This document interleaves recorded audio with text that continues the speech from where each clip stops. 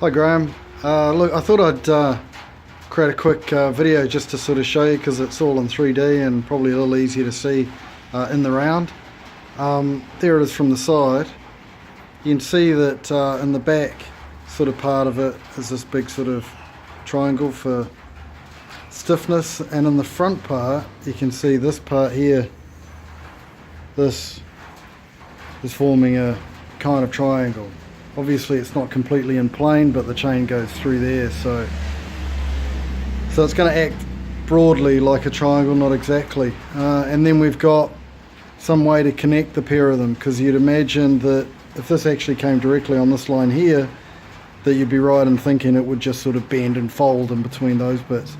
But what I've done is braced it across from this one into here, so this setup in the middle keeps these two rigid sort of elements apart, is the idea there.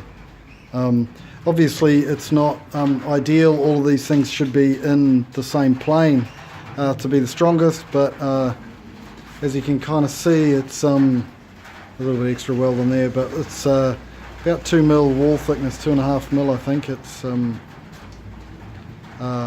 DOM, so it's strong tube. So if it was all perfect from a structural analysis point of view, then you'd be able to hold up a house with it. But as it is, I figure it's pretty robust. This part here this is where the shock would have bolted on, so probably the strongest part of the frame there. This is a 5 mil plate, and it's gusseted on the front there as well. So actually a bit hard to, I'll come around so you can see it there.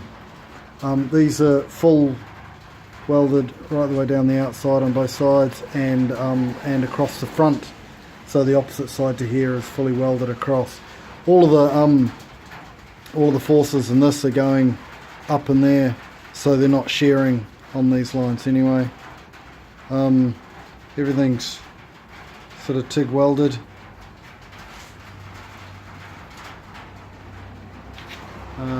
By me. These brackets are just tacked into position at the moment, like the foot pegs and stuff. Things all TIG down the back here too. These are all done. The axle plates are 10 mil thick here. These are 5 mil reinforcing, fully boxed and welded inside and out.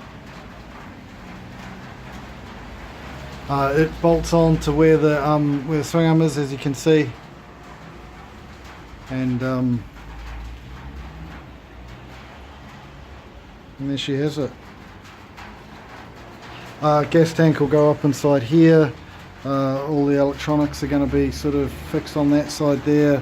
Rear brake is on this side. I'm going to extend that peg out just a little bit more too, so I've got a bit more purchase for the old boot. Battery fits in here. Seat will probably be at about that height. Rear fairing will go 10 inches beyond the rear of the wheel, which I'm taking as being from its further forward most position. I get a few more inches, as you can see, if I measured it from here, but I guess I'm being conservative. I might bolt some lead weights on around here.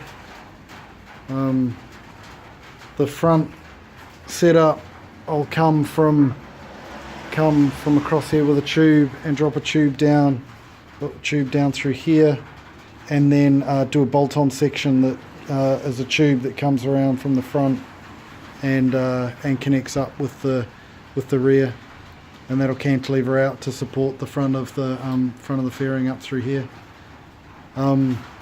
Everything's been bent on that guy, and the welding's been done on that thing, and the shaping will be done on that guy, with a bit of sandbagging as well.